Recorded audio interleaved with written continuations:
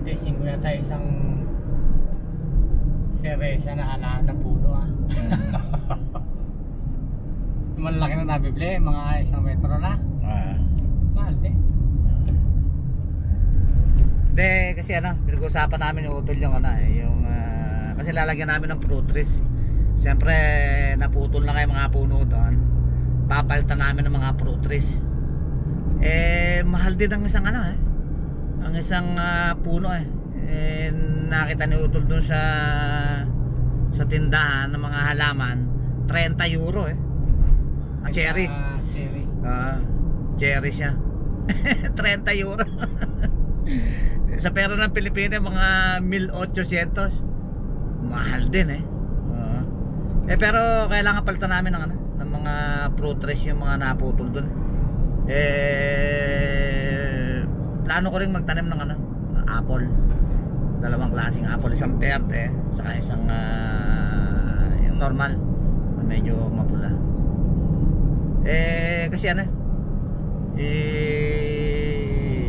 sayang yung area, di pag lumaki yung mga puno meron tayong prutas. At yung mga paligid ng bakod tataniman namin ng halaman na yung mga pwedeng kortehan.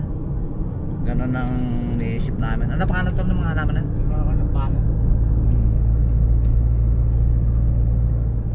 Ganon tataniman natin yung buong paligid ng bakod na yan Pag lumaki yung halaman, maganda na siyang tingnan Siguro, hindi ko alam pero kalkula ko mga tawag dito, mga 2 taon hanggang 3 taon lalaki na yan yun doon kasi sa pinagtatrabuhan ni Utol meron mga ganong halaman. Kaya ang mangyayari pagka medyo merong tiyempo talaga magpapatubo kami kasi mahal din. Magkano siyang yung maliliit dito?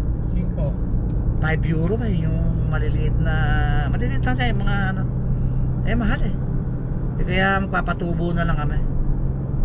Yun ang target pero sa ngayon hindi pa, medyo abala kami lagi. Tapos pag Sabado meron pa kami mga racket kaya masyadong busy labanan. Ito matapit-lapit na tayo sa lote. At gusto ko kasing makita yung mga puno kung ano na itsura pag patapos maputol. At makita natin. Siyempre mababawasan ng konting dilim, pero delikado nga kasi mga puno pag nabagsakan kami doon tapos na finish line na yan kaya gano'n. At malapit na tayo. Eto, malapit na tayo, liligo na tayo sa kanto. Ayan dito tayo sa subdivision. Ayan, ito ang subdivision namin dito. Liligo dito. Ayan, pataas. Yung bundok natin, yung bundok tayo. Ayan. Malaki po, hindi ba nga lang umuusok man lang magaling pinag-usapan namin yung service natin si Red. Red ang pangalan sa amin yan yung service na yan. Siya si Red. At diesel siya. Malakas din tong na to yung sasakyan natin. Maliit siya pero strong Ito, malapit na tayo. Papasok tayo doon sa right of way ng mga farmer. Yun ayan. Ay find din kabahay ni Albert Ayan. Meron kasi kaming kapitbahay dito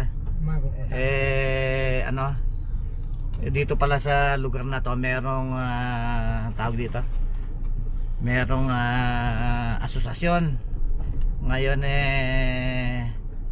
nagpadala ng link na kamit ni Utol nung ito mga kabrader, tingnan nyo ang mga puno putol na ayan, ang dami. Ayan. Marami tayo ng parke niya. Ayun nakatunggot na yun. Ayan ang mga kabrader, putol ang puno at clear na ngayon. Ayan.